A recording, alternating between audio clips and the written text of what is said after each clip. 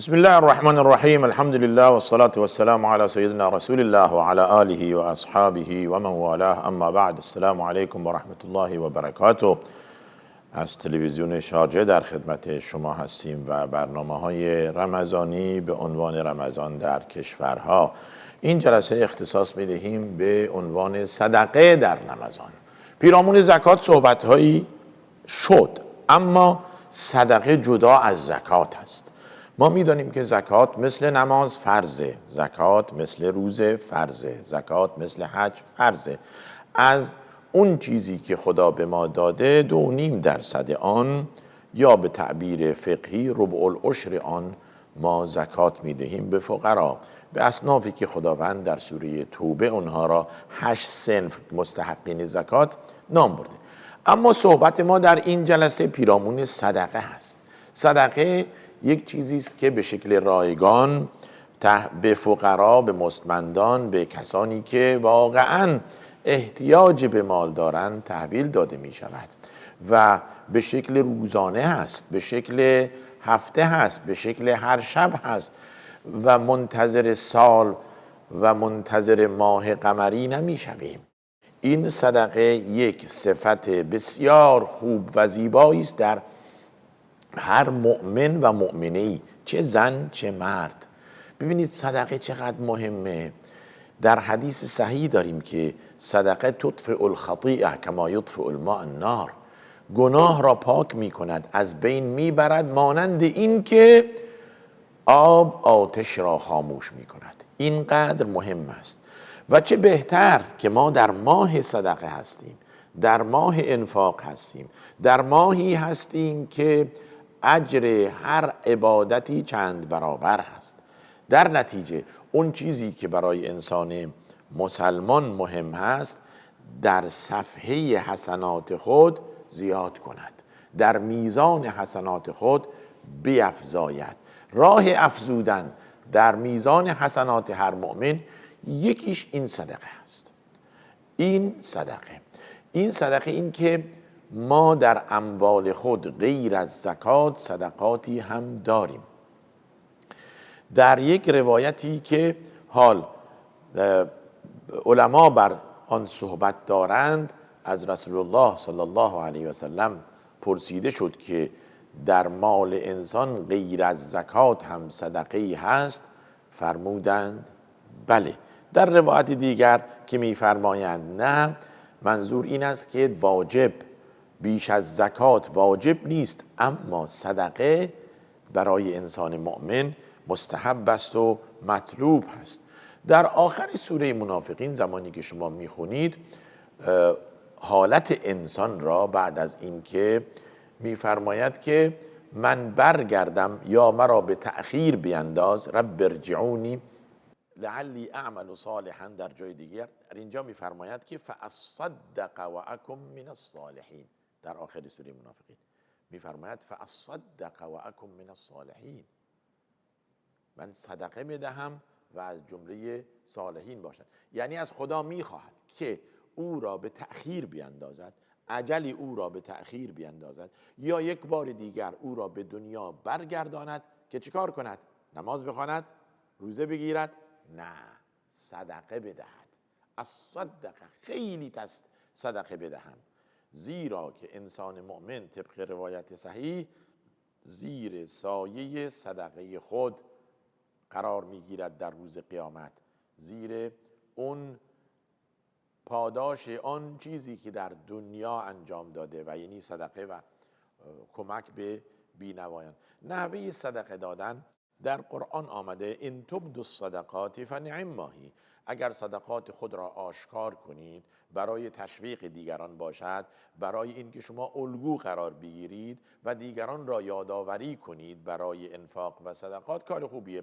اما دنباله آیه میفرماید و ان تخفوها، اگر که مخفی کنید، و تؤتوها الفقراء فهو خیر لکم، اگر که مخفی کنید و به گونه‌ای که اخلاص بیشتری در آن باشد برای شما بهتر است. در یک روایتی داریم میفرماید که صدقه زمانی است که شما منتظر قحطی باشید، منتظر تنگ دستی باشید. نه این که فراخ دست و پولدار هستید بگوید حالا ما هم صدقه میدهیم. بهترین صدقه این است که ان تصدق و انت صحیح شحیح تخشى الفقر و تأمل الغنا. از ترس فقر میگه آقا من این را جمع کردم برای خودم، اگر که به فقیر دادم چیزی برای خودم باقی نمیمونه. اینجا صدقه ارزش داره، اینجا صدقه به درد میخوره. و نحوه پرداخت آن هم باید درش اخلاص باشه. در یک حدیثی میفرماید، اون حدیثی که میفرماید سبعة یظلهم الله فی ظله یوم لا ظل الا ظله، 7 شخصی که زیر سایه قدرت الهی قرار دارند در روز قیامت، میفرمایند که زیر در این مجموعه 7 نفر که شامل این امتیاز میشوند، یکیش آن شخصی است که صدقه بدهد به گونه‌ای که دست راست نفهمد دست چپ چه انفاق کرد، حتی لا تعلم شماله ما انفقت یمینه.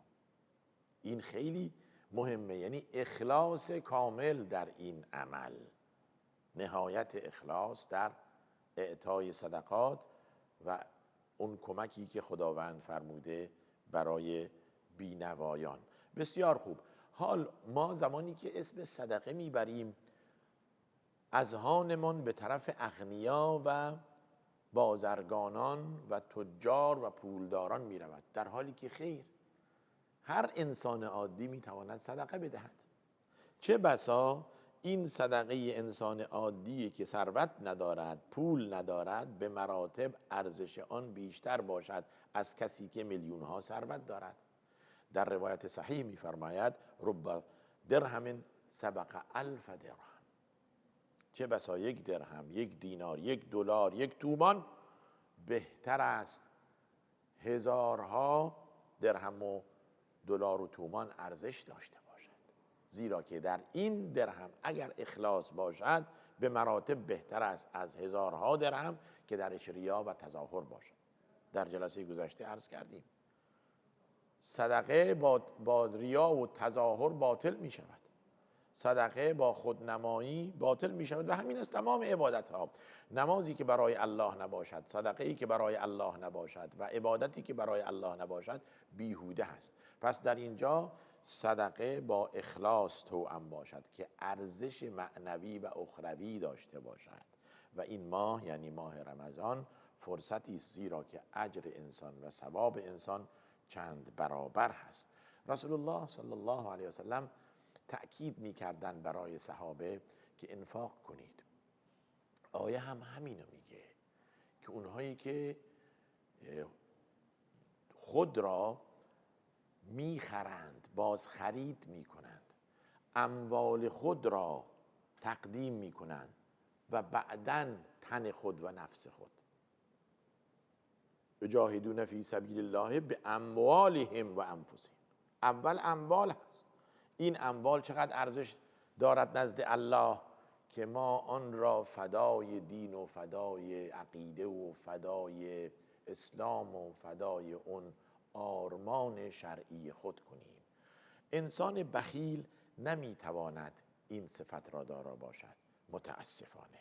و میفرماید و من یبخل فانما یبخل علی نفسه یا عن نفسه. کسی که بخیل هست بر خود بخل می‌ورزد، یعنی نتیجه سلبی و نتیجه معکوس و نتیجه بد آن به خود آن بخیل برمیگردد. و الا انسان مؤمن صفتش آن است که انفاق می‌کند، صفتش آن است که میان روح است، نه مسرف است و مبذر است و نه بخیل و تنگ دست است. صفات عباد الرحمن در اواخر سوره فرقان 11 صفت ذکر می کند. یکی از این 11 صفت می فرماید که اذا انفقوا لم یسرفوا ولم یقتروا و کان بین ذلک قواما. اونهایی که عباد الرحمن کسانی اند که هنگام انفاق، هنگام خرج کردن نه مبذرند نه مسرفند که هر چی دستشون بیاد خرج کنند، نه هم تنگ دست و نه هم بخیلند و این صفت بخل و بی انفاقی و عدم انفاق در اونها هویدا می شود، بین بخل و بین اسراف. یعنی انسان معتدلی اند، در خرج کردن هم معتدلند. اما میمونه این که ما اون چیزی که به عنوان خیرات و صدقات برای اموات خود داریم، به خصوص در این ماه مبارک، همیشه میپرسند آقا ما صدقه‌ای برای والدین خود بدهیم، برای پدر و مادر خود بدهیم، چگونه هست؟ آیا می شود این کار رو انجام؟ اولا بنده عرض کنم چرا من و شمای نوعی بنشینیم الان که زنده هستیم انفاق نکنیم، صدقه ندهیم، کمک به فقیر نکنیم، منتظر باشیم که فرزندان ما بعد از ما برای ما انفاق کنند؟ برگ عیشی به گور خویش فرست، کس نفرستد ز پست و پیش فرست. بارها به این شعر استدلال کردیم. تو پیش فرست، قبل از اینکه بمیرید برای خودتون کاری کنید. لذا مسئله انقطاع و مسئله قطع ارتباط انسان با دنیا به محض جان دادن و مردن است. به محض اینکه کسی بمیرد با دنیا رابطه‌اش قطع می شود. یعنی شما ای انسان، به خصوص ای مؤمن، هر چه بخواهی پول جمع کن، هر چه بخواهی ثروت داشته باش، این ثروت و این پول موقته. روزی میاد که این ثروت از تو جدا میشه، شما هم از این ثروت جدا میشید.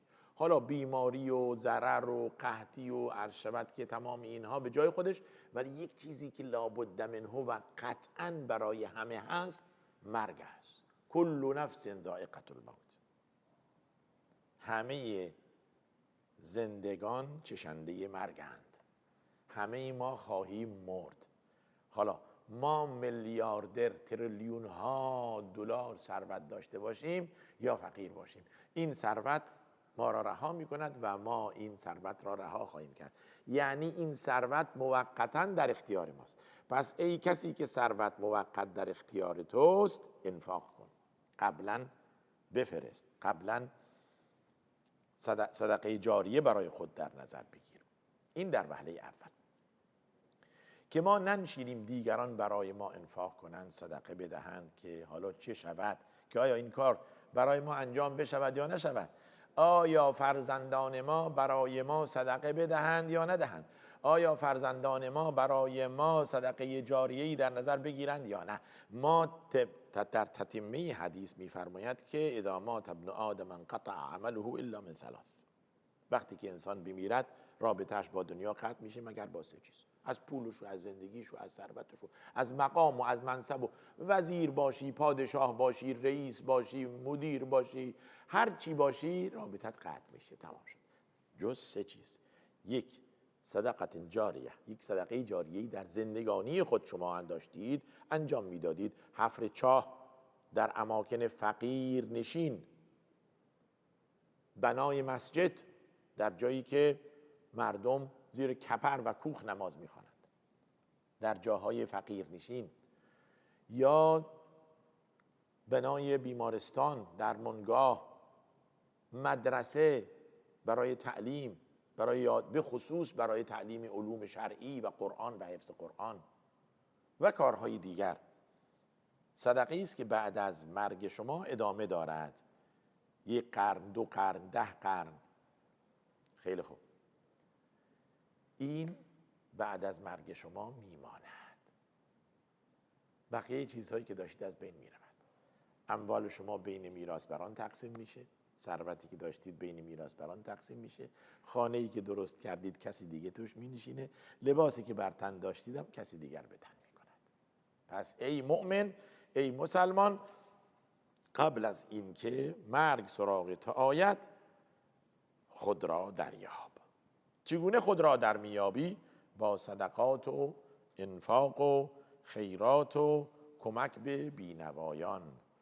اونهایی که تا به حال صدقه دادند و انفاق دادند پشیمان نیستند و اموالشون هم بیشتر شده، زیرا که یکی از وعده الهی اینه که اگر کسی صدقه بدهد، خداوند من ذا الذی یقرض الله قرضا حسنا فیضاعفه له اضعافا کثیره، چه کسی این انفاق را میدهد که خداوند 10 برابر کند برای او، چند برابر کند برای او، 700 برابر کند برای او. این خیلی مهمه که ما معتقد باشیم اگر درهمی را انفاق کردیم 10 درهم به جاش میاد، 100 درهم به جاش میاد و این مسئله برای انسان مؤمن محرز و مؤکد است. حال اون چیزی که ما دانستیم در رابطه با صدقه اهمیت آن هست. پس ای برادر، به خصوص در این ماه رمضان، ماه انفاق، هر لحظه، هر روز، هر ساعت، یعنی روز شما با صدقه شروع شود. از خانه بیرون میایید، کسی میبینی تو راه کارگری است، در شهرداری کار میکنه یا نظافتچیه یا در جای دیگه هست یا در انسانی است که واقعا محتاجه، اول سراغ اون بروید، مقداری بسم الله الرحمن الرحیم به این بدهید اول صبح، بعد بروید دنبال کارتون. یا این که حسابی را باز کنید که روزانه از پول شما به عنوان صدقه و خیر بکشند. حالا روزی $10، روزی 10 درهم، روزی 10,000 تومان، روزی بالاخره یک چیزی از حساب شما کاسته میشه به عنوان صدقه، خیلی راحت، روزانه و مستمر. بسیار جالبه. و امروز همه چیز دیجیتالیه، بدون زحمت، بدون اینکه ما تلاش کنیم. حالا کجا برویم؟ کفالت یتیم داشته باشید، یعنی اینکه شما 1 2 3 4 10 یتیم را کافل باشید، یعنی کفالتش کنید. یعنی این که آقا شما همیشه 10 12 یتیم زیر صدقه شما دارن پرورش مییابند، بزرگ میشن، دارند از انفاق شما استفاده میکنند. پس این یتیم که خداوند دربارش میفرماید انا و کافل الیتیم فی الجنت کهاتین، مانند این 2 انگشت اشاره کردن که من و کسی که کفالت یتیم دارد در بهشت هستیم، یعنی صدقه به میدهد به یتیم، یعنی کمک. اون پدر ندارد، در یک جای بزرگ می شود که با خیرات و صدقات دیگران هست، تا اینکه جان بگیرد و بزرگ شود با صدقه شما داره بزرگ میشه. در این ماه، در ماه رمضان، مهمترین چیزی که برای انسان مؤمن یک باغی است، یک ثروتی است، یک آینده بزرگی است، انفاق و صدقه است. صدقه در ماه مبارک رمضان. امیدوارم خداوند طاعات ما، صدقات ما، زکات ما، خیرات ما را مورد قبول درگاه خود قرار دهد. و آخر دعوانا ان الحمد لله رب العالمین و صلی الله و سلم و بارک علی نبینا محمد و علی آله و صحبه اجمعین.